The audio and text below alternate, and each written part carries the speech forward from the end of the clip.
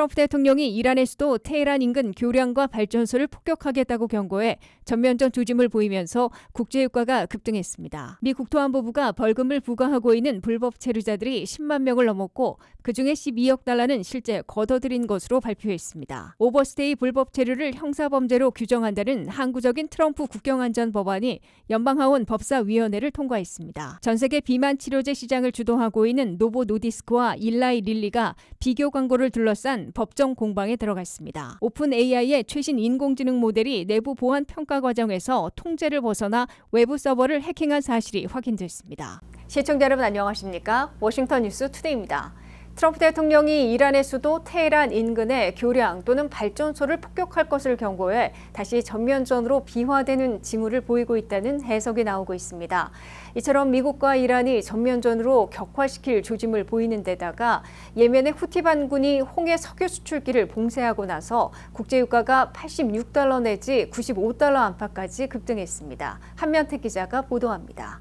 이란의 미사일과 드론 공격으로 미군 전사자가 한꺼번에 4명이나 발생해 분노하고 있는 도널드 트럼프 대통령이 이란의 수도 테헤란 부근에 있는 민간 기반 시설들인 교량과 발전소 폭발을 다시 경고하고 나섰습니다. 트럼프 대통령은 트루스 소셜에 올린 글에서 이란의 혁명 수비대가 호르무스에 있는 민간 상선에 발포할 때마다 미군들은 테헤란 안이든 근처이든지 교량 또는 발전소를 하나하나씩 폭탄을 투하해 파괴시킬 것이라고 경고했습니다. 하루 앞서 트럼프 대통령은 이란의 지하 핵시설에 대한 정밀 폭격을 다시 가할 것으로 밝혔습니다. 트럼프 대통령은 예전에도 이란의 기반시설 초토화를 경고한 바 있으나 휴전이 깨지고 열흘 넘게 공격을 가하고 있는 와중에 미군들이 4명이나 한꺼번에 전사한 동시에 석유 수출길 봉쇄가 더 악화되자 분노 어린 적색 경고장을 다시 발령한 것으로 해석됩니다.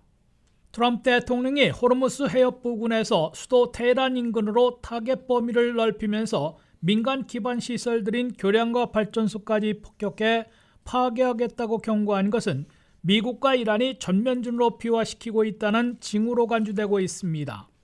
중동 지역의 주요 석유 수출길 가운데 이란이 호르무스 해협을 다시 봉쇄하고 나선 데 이어 예멘에 있는 친이란 후티 반군이 홍해의 밥 알만다브 해협을 가로막고 나서 사태가 악화되고 있습니다.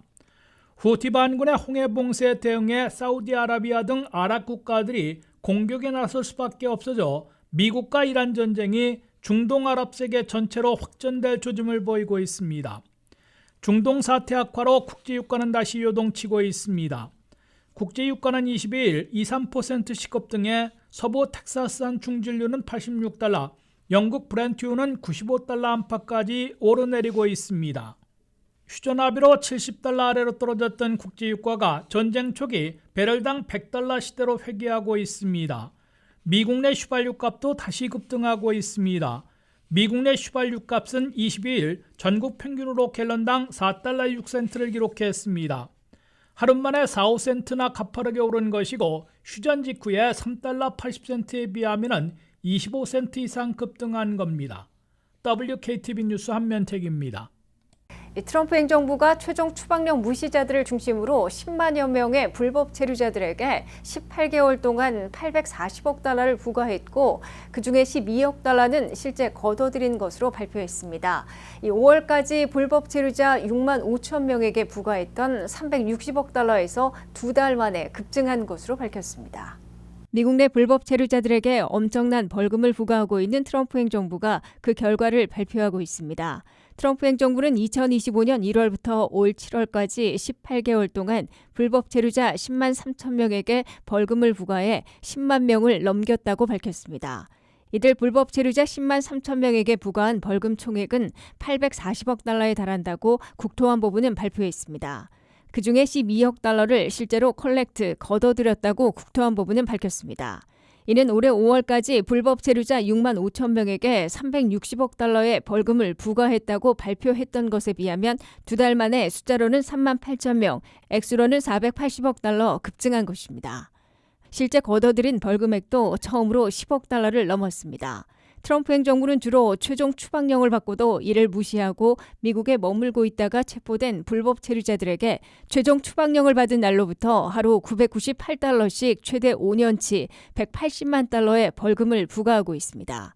1인당 최고 벌금 180만 달러를 부과받고 납부하지 못한 경우 페널티를 합해 230만 달러로 불어나는 것으로 나타났습니다. 이의 제기 기간을 15일로 단축해 15일 안에 벌금을 내지 않으면 컬렉션에 넘기고 있습니다.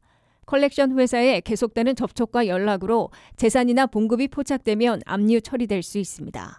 연방 법무부에서는 소송을 걸어 재산 또는 봉급 압류, 세금 환급분 몰수 처리 등을 위한 법적 절차를 밟고 있습니다. 트럼프 행정부는 불법 체류자들에게 부과한 엄청난 벌금과 강제 징수 조치는 자기 추방, 자진 출국을 유도하기 위한 것으로 강조하고 있습니다. 트럼프 행정부는 CBP 앱을 통해 셀프 디폴트, 즉 자기 추방을 선택하고 스스로 미국을 떠나는 불법 체류자들은 모든 벌금과 페널티를 면제받고 반대로 무료 항공권과 2,600달러씩의 출국 보너스를 받게 된다고 강조하고 자진 출국을 독려하고 있습니다.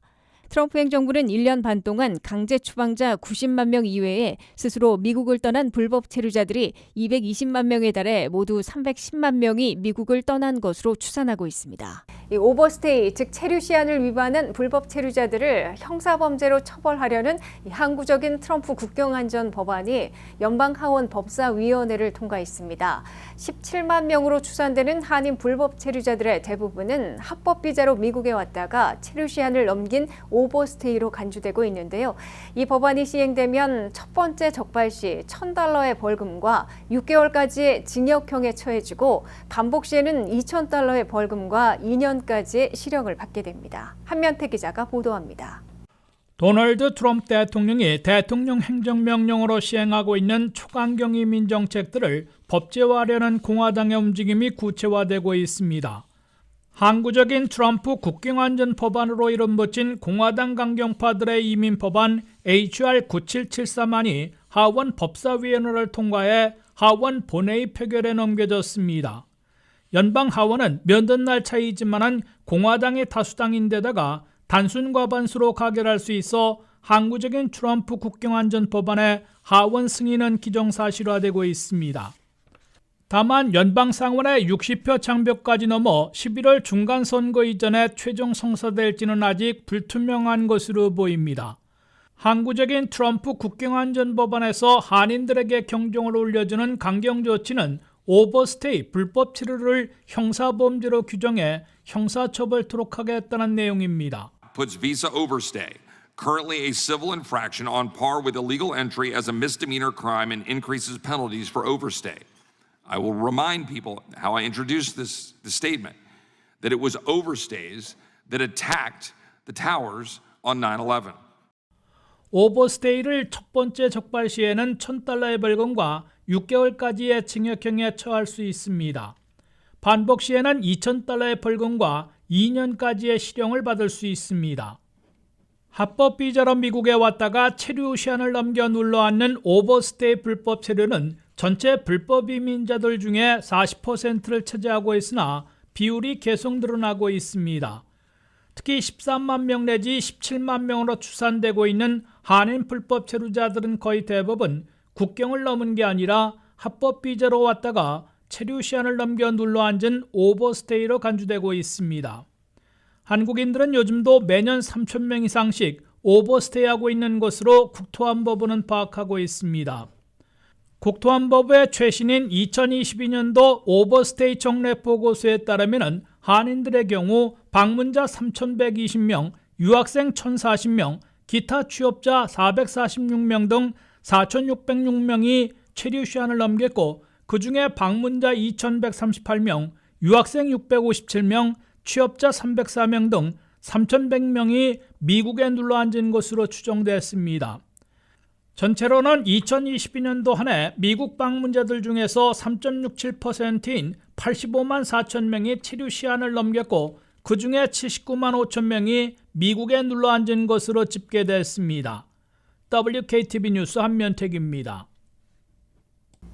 전 세계 비만 치료제 시장을 주도하고 있는 노보 노디스크와 일라이 릴리가 비교 광고를 둘러싼 법정 공방에 들어갔습니다. 노보 노디스크는 일라이 릴리가 자사 제품에 유리하도록 오래된 임상 자료를 활용해 소비자를 오도했다고 주장했고, 일라이 릴리는 과학적 근거에 따른 광고라며 맞서고 있습니다. 이번 소송 결과는 앞으로 비만 치료제 광고 기준과 소비자들의 약품 선택에도 영향을 줄 수 있다는 관측이 나옵니다. 안혜린 기자가 보도합니다. 글로벌 비만 치료제 시장의 대표 제품인 위고비와 젯바운드가 법정에서 맞붙게 됐습니다. 덴마크 제약사 노보노디스크는 뉴저지 연방법원에 미국 제약사 일라이 릴리를 상대로 비교 광고를 중단하고 시정 광고를 내도록 해달라는 소송을 제기했습니다. 두 회사는 모두 식욕을 억제하고 혈당을 조절하는 GLP-1 계열 치료제를 판매하고 있습니다. 노보노디스크는 위고비와 오젬픽을, 일라이 릴리는 젯바운드와 마운자로를 개발해 세계 비만 당뇨 치료제 시장에서 경쟁하고 있습니다. 이번 소송은 일라이 릴리가 내보낸 전국 단위 비교 광고입니다. 노보노디스크는 일라이 릴리가 저용량 위고비와 고용량 젯바운드의 체중 감량 효과를 비교해 젯바운드가 더 우수한 것처럼 소비자에게 잘못된 인상을 줬다고 주장했습니다. 특히 더 높은 용량의 위고비가 이미 출시됐는데도 일라이 릴리가 과거 연구 결과만 광고에 활용했다는 것이 노보노디스크의 설명입니다. 노보노디스크는 최신 치료제와 연구 결과가 나온 만큼 소비자들에게 현재의 과학적 근거가 정확히 전달돼야 한다고 밝혔습니다. 또 일라이 릴리가 광고를 자발적으로 중단하지 않을 경우 법원에 가처분 신청을 내고 손해배상도 요구하는 방안을 검토하고 있습니다. 일라이 릴리는 광고 내용에 문제가 없다는 입장입니다.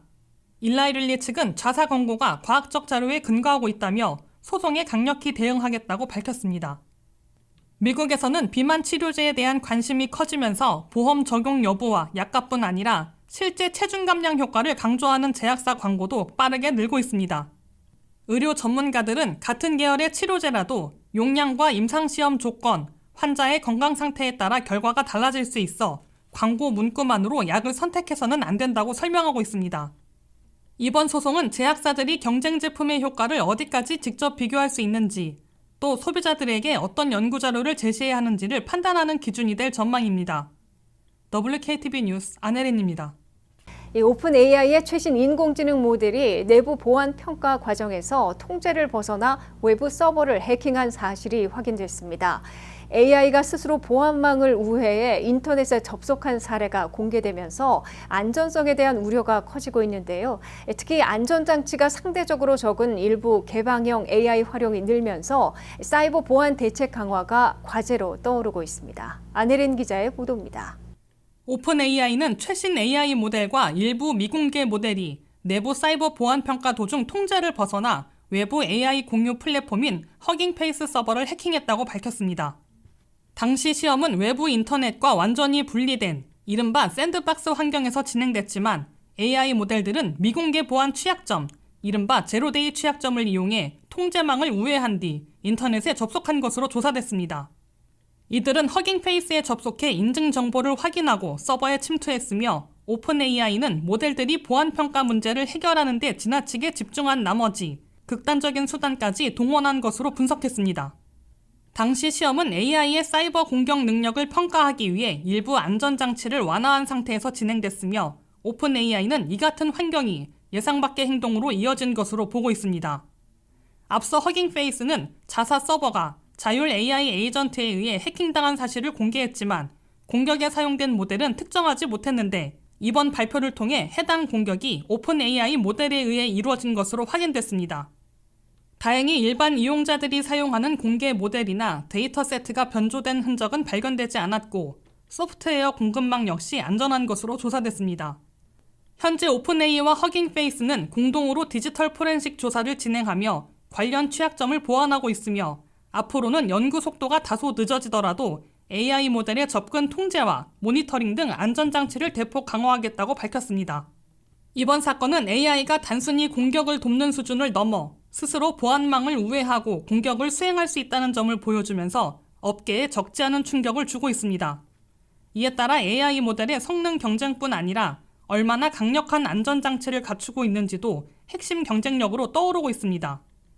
특히 최근에는 중국 업체들이 개발한 개방형 AI 모델의 성능이 빠르게 향상되고 있지만 일부 모델은 상용 폐쇄형 AI보다 안전장치가 상대적으로 적다는 지적도 꾸준히 제기되고 있습니다. 전문가들은 이처럼 성능은 높아졌지만 안전 통제가 충분하지 않은 개방형 AI가 확산될 경우 사이버 범죄에 악용될 가능성도 함께 커질 수 있다며 국가와 기업이 AI 보안 기준과 대응 체계를 더욱 강화해야 한다고 강조했습니다. WKTV 뉴스 안혜란입니다.